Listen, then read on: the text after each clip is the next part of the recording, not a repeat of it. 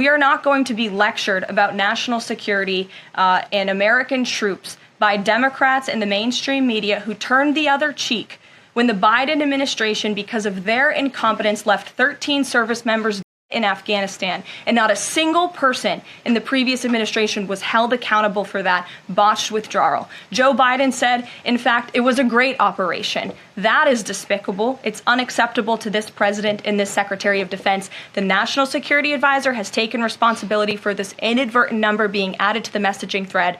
But above all, we take the lives of our troops, safety, security, prosperity around the globe with the utmost seriousness. You said it's not war plans.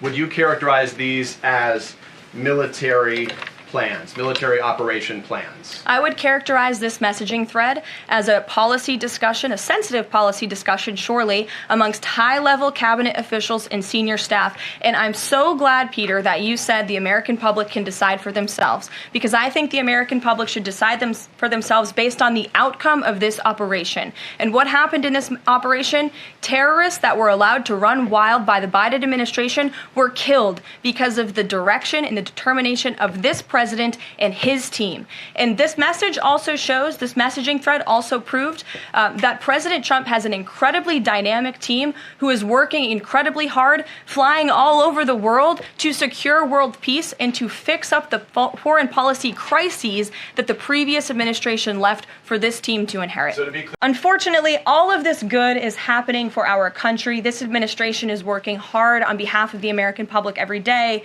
but the mainstream media continues to be focused on a sensationalized story from the failing Atlantic magazine that is falling apart by the hour. Here are the facts. The National Security Advisor has taken responsibility for this matter, and the National Security Council immediately said, alongside the White House counsel's office, that they are looking into how a reporter's number was inadvertently added to this messaging thread. We have said all along that no classified material was sent on this messaging thread.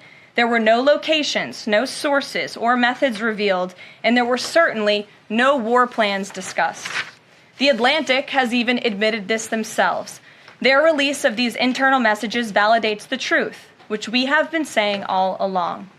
If this story proves anything, it proves that Democrats and their propagandists in the mainstream media know how to fabricate, orchestrate, and disseminate a misinformation campaign quite well.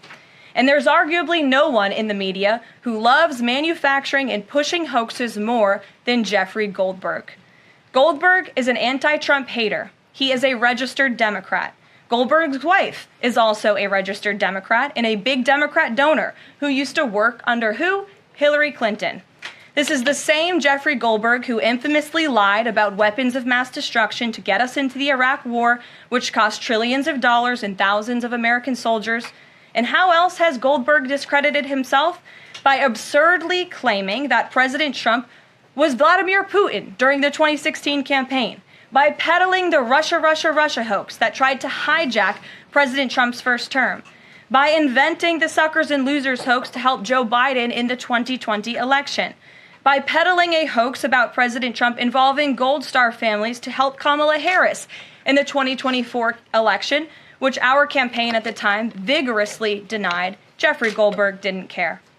There's more, but we don't have all day, and we can now add this signal hoax to this very long list.